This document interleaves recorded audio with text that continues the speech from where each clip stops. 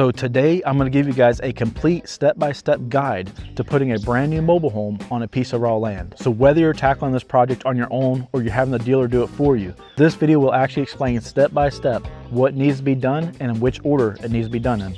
So before we get started, the only thing that I ask is that you give me a big thumbs up and hit that subscribe button. That really helps me out.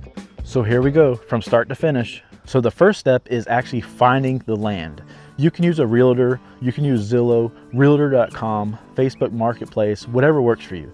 But before you go out and look at the property, there's a few things that you need to do. You need to contact your local county building department and give them the parcel number of the land that you're looking at.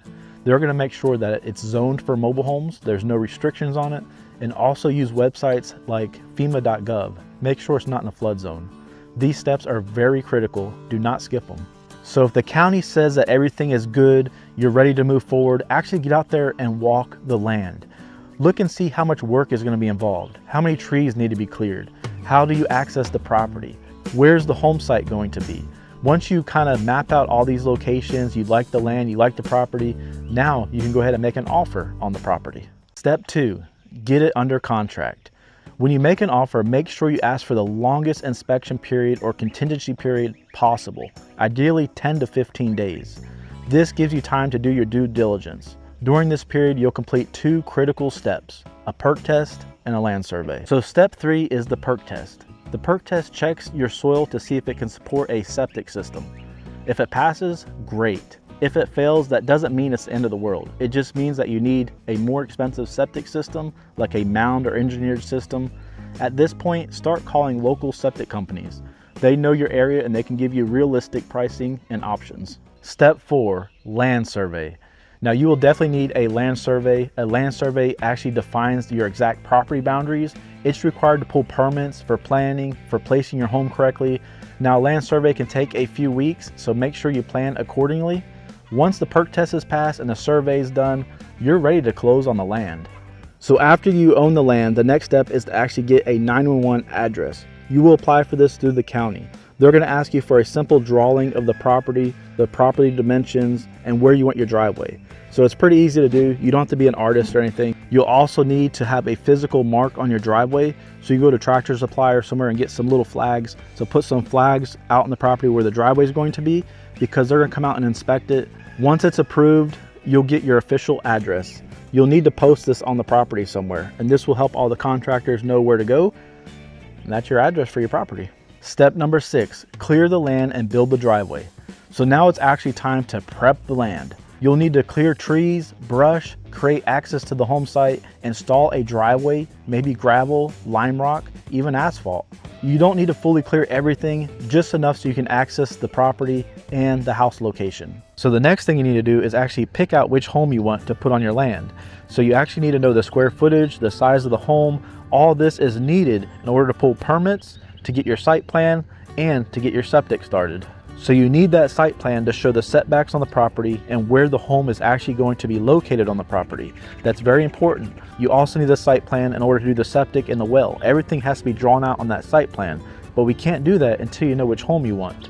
The good thing is that most mobile home dealers, they will help you draw out that site plan.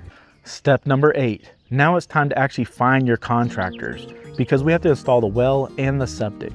So you can find these contractors by asking around your local community. Ask who everybody else uses. You want to make sure that your contractor has good reviews, they do good work. Make sure that they're a reputable company. Most of these companies, they will pull their own permits. They know the local requirements and they can guide you through the entire process. Just keep in mind that if you do decide to do these steps now, make sure that you tape off the area where the well is and where the septic is. You don't want any heavy equipment running over it and smushing your septic system. So step number 9. So you want to go ahead and contact your local utility company. Make sure that the power company is aware of your plans, because they may have to come out to the property and actually have their own site plan drawn out. They may have to clear some trees and make a trail for the power line, or you may have to do it. They're going to work with you and tell you exactly what needs to be done, but you definitely want to make sure that the power company is aware of what your plans are early on. That way they can plan accordingly and you'll have your power turned on in time. Step number 10, you want to pull permits and pay your impact fees. So before they can bring the new mobile home on your property, you're going to have the mobile home permit packet pulled. You're going to have to pay all your impact fees. So all this stuff has to be done before the mobile home arrives. So make sure you guys get on the ball about this. You don't want to have anything behind or it's going to stall the entire process. So impact fees are required by the county, and they cover things like roads, schools, infrastructures. They vary by location, so definitely check with your county, but these have to be paid before the home arrives on the property. Step number 11, prepare the foundation or the pad. Now it's time to actually prepare the foundation. Depending on your area, this could be a concrete slab. I know a lot of the northern states, they have their homes sitting on concrete slab foundations. Here in the South, it's very common practice to have your home sitting on piers and blocks. That's very common for mobile homes down here, but you would definitely need a properly graded house pad. Step number 12, delivery and setup. This is the exciting part, delivery day.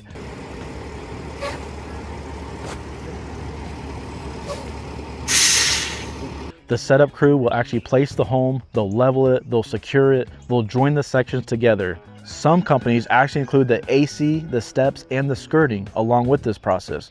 So definitely check with the mobile home dealer to see what all is included. Step number 13, install the meter pole, power, plumbing, and AC. Now you're almost finished. It's time to hook up all your connections. We need to install a meter pole, which is required before hooking up power. We need to run power from the meter pole to the house. You need to connect the well and the septic with power and plumbing.